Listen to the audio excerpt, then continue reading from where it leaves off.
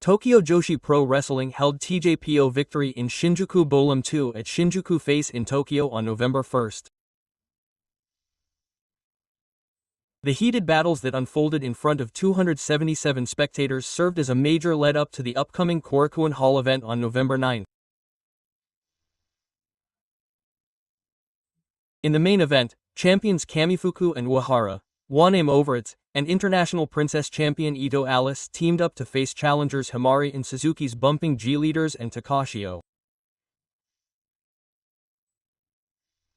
The six-person battle, with both teams engaging fiercely, was a series of attacks and defenses worthy of a Korakuen victory. Endo Alice jumped out with great force right at the start of the match. She delivered a dropkick, sending Takashio Tama flying with great force, and the excitement in the arena skyrocketed. It was a brilliant preemptive attack that sapped the momentum of the challengers. However, the challengers did not remain silent.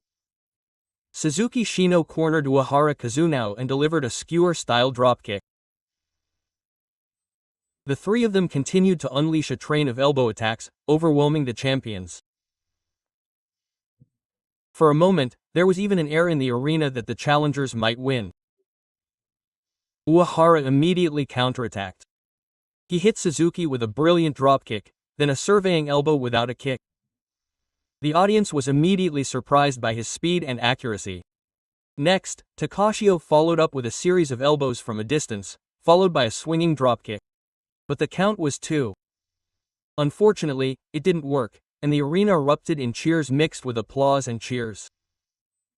Endo responded calmly, calling for Taka's core clutch to escape and regain his rhythm. When Hibari showed a violent and provocative attack by swinging a long piece of paper, Uehara fought back with the stick he got. The ring was not quiet for even a moment as the match was intense. Kamifuku completely took control of the flow.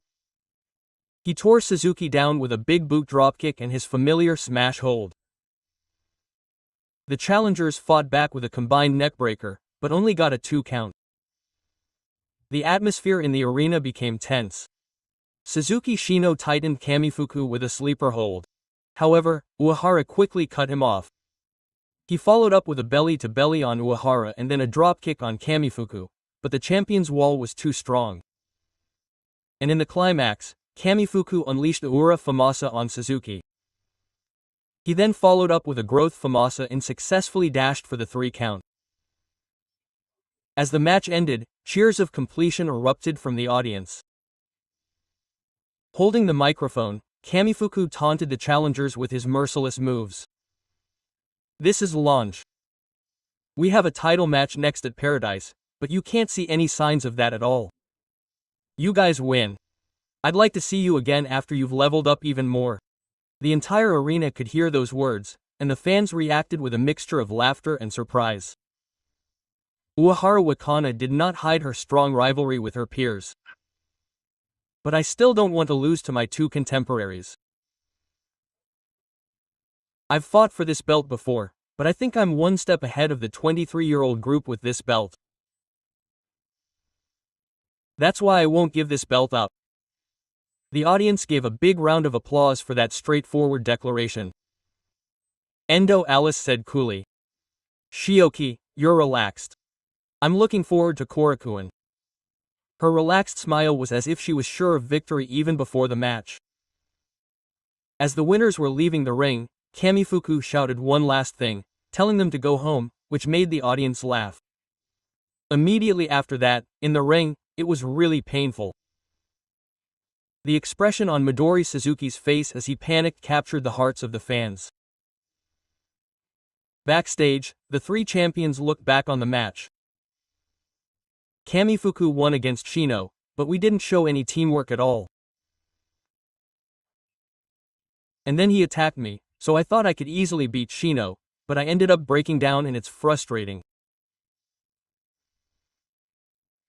Takusho Uehara is challenging me, so I don't want to lose at all, so please watch."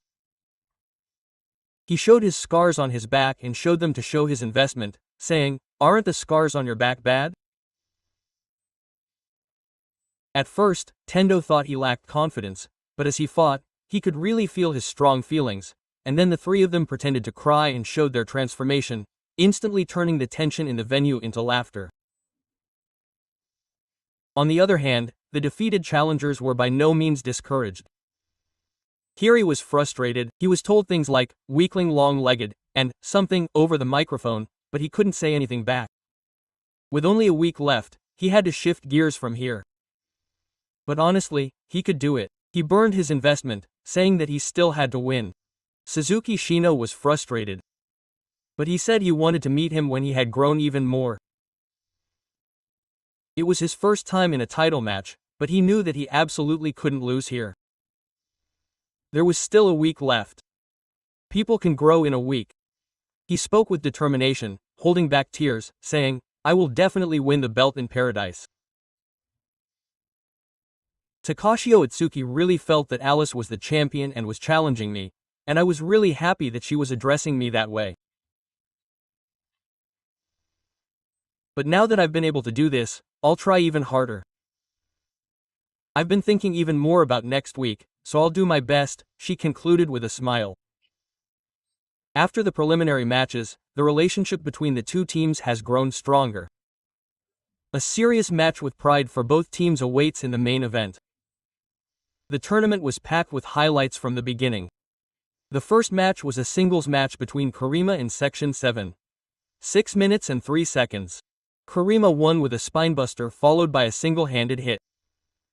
The match was short, but it showed the overwhelming difference in strength.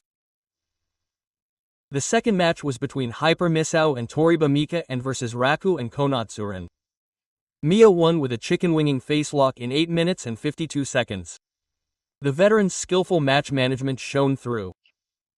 In the third match, Iron Man Heavy Metal Kaiyukin, champion Tamirika defeated Harajuku Palm and successfully defended her title as the 1779th champion. She showed her usual stability by perfecting the same Eye Dragon Sleeper.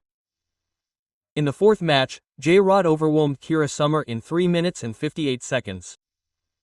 The sight of her finishing the match with a single ultimate spear was truly the ultimate female warrior. She gained momentum for her title challenge at Korakuen. The fifth match was between Mizuki and Suzui and Ashita Mi, 10 minutes and 8 seconds. Suzume finished off Ashita with the ring a bell, and her combination with Mizuki was impressive. The semifinal was between Watanabe Nishi and Eino Yuki and Kazuharu versus Nakajima Shoko and Yamashita, and in 11 minutes and 31 seconds, Yamashita finished off K's with a Northern Lights suplex hold. It was a match that highlighted the dignity and stability of the veterans. And then came the main event. The preliminary match, in which each team fought for the belt, was a clash of tension and determination that went beyond a mere 6-man tag team match. The winner, Kamifuku Yuki, showed a big smile at the moment of victory, but he did not hide his inner pain. The bravado in the ring and the honesty backstage. That gap is one of the charms of Tjpw. The three challengers will also use this wiring as fuel to evolve. Their words, with 1 week left, symbolize their hearts. The Korakuen Hall Princess Tuck Championship on November 9th and the International Princess Championship are all for this one. The Tjpw ring is a stage for a story that goes beyond just winning or losing.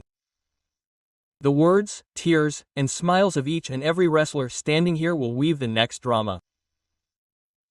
And fans know that for both victors and losers, those moments are what create real pro wrestling. On this night, Tokyo Joshi Pro Wrestling carved out another unforgettable story.